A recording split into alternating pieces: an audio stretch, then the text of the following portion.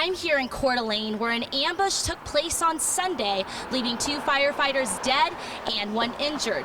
There's been an ongoing trend of homelessness and vandalism near the property here of Northwest Renewables, and they say that this summer is particularly the worst they've seen. This Saturday, the biggest 3-on-3 basketball tournament is coming to Spokane, Washington, Hoop Fest. Over 220,000 people are going to be lining the streets of Spokane, so you won't want to miss it. Now, David Tisdall has gone from critical to stable condition in the ICU, but still has a long way to recovery. Reporting in Coeur d'Alene, I'm Rachel Turcotte for Nonstop Local. As you can see next to me, there's a fire pit where many of these people have been lighting fires, which has caused a danger to the employees and people surrounding. They also say that they don't feel safe walking to their cars. And the city of Spokane urges people to call 311 if they feel unsafe or to report any suspicious activity. Reporting in Spokane, I'm Rachel Turcotte for Nonstop Local.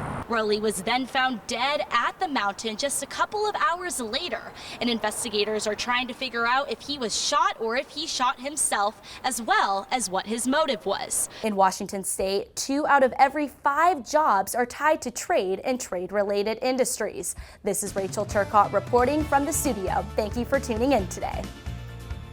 And I am here in the WSU Spokane Health and Sciences parking lot, where somebody set this electric vehicle charging port on fire. We just got word that United Way has been forced to shut down due to federal funding cuts, which impacts many organizations here in downtown Spokane, including SNAP. We just spoke to the owner of SNAP and how they feel this is going to impact their business moving forward. It is a critical loss of funding, especially that flexible funding that doesn't have all of the strings attached that government funding does. And right now we're working on a variety of strategies to fill that gap. SNAP isn't the only nonprofit organization that's going to be affected by the funding cuts of United Way, as Girl Scouts of Eastern Washington and Northern Idaho is another organization that was funded by them. We spoke with the CEO of this Girl Scout organization, Brian Newberry, about his feelings towards these funding cuts for Girl Scouts. We will miss United Way with them leaving. I have been close to United Way. They had a shortchange funding for us here in the recent past, so it wasn't a complete surprise, but it was a surprise just how quickly it happened. The executive director reached out to me and let me know, and I just had to sit down and just pause for a moment. Even though these funding cuts didn't come as a huge surprise for Girl Scouts, Newberry expressed the strong impact that United Way had on their organization. And there's a lot of good stuff that we've been doing over the years. We couldn't have done it without United Way. So thank you, United Way, for leading us all to a better place. The local nonprofit organizations that have been impacted by United Way funding cuts are now looking for ways to readjust so they can move forward and keep their organizations efficiently running. Reporting in Spokane, I'm Rachel Turcotte for Nonstop Local. The Spokane Community-Oriented Policing Services, also known as COPS, has recently lost its contract with the city of Spokane. This is going to lead to uncertainty for their future.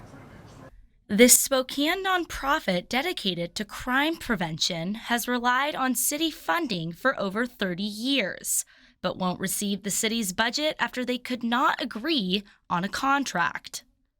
The city of Spokane's Aaron Hutt expressed the reason why COPS won't be receiving any funding from them anymore. We have given them ample time to make a decision on this contract. 4 months is a tremendous amount of leeway.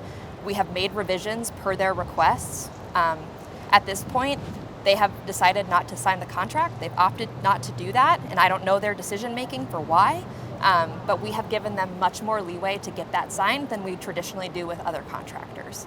And at this point, we need to move on. The executive director of Spokane COPS, Jeff Johnson, states why they failed to sign the contract on time. It's just too open-ended, and we would have been essentially signing over our organization, in my opinion, to the city, which we don't want to do. And there was too many questions that we had partial answers to, but not full answers to our satisfaction. COPS is now seeking private partners moving forward now that they don't have an affiliation with the city. Reporting in Spokane, I'm Rachel Turcotte for Nonstop Local. With the increase of wildfires here in Spokane, Avista has updated its fire safety mode. This is a system that responds to high-risk weather conditions to increase the safety of the community. We spoke with the director of wildfire resistance, Vern Malinsky, who walked us through the recent changes of fire safety mode. What you see is that once we enter fire safety mode, what that means is we're starting to see elevated wildfire risk. And we need to change how that system operates now, depending on the level of wildfire risk that we see. So at this point is when you start to see that there's a new balance between reliability, risk, and wildfire risk. One of Avista's recent major updates to fire protection is adding AI-powered cameras to help detect these fires as quick as they can.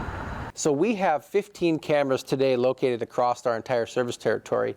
And what that can do is sense smoke, it can detect it, and it will immediately send an alert to the first responding agency in either Idaho or Washington, and we also get an alert as well.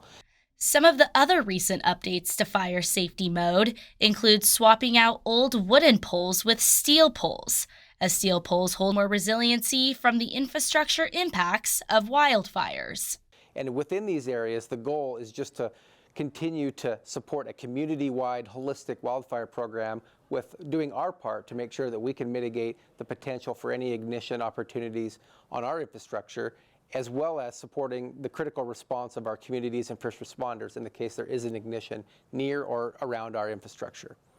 Avista urges people to have their contact information up to date so they can be contacted for as much information as early as possible with any elevated wildfire risks. In Spokane, Washington, this is Rachel Turcotte for Nonstop Local.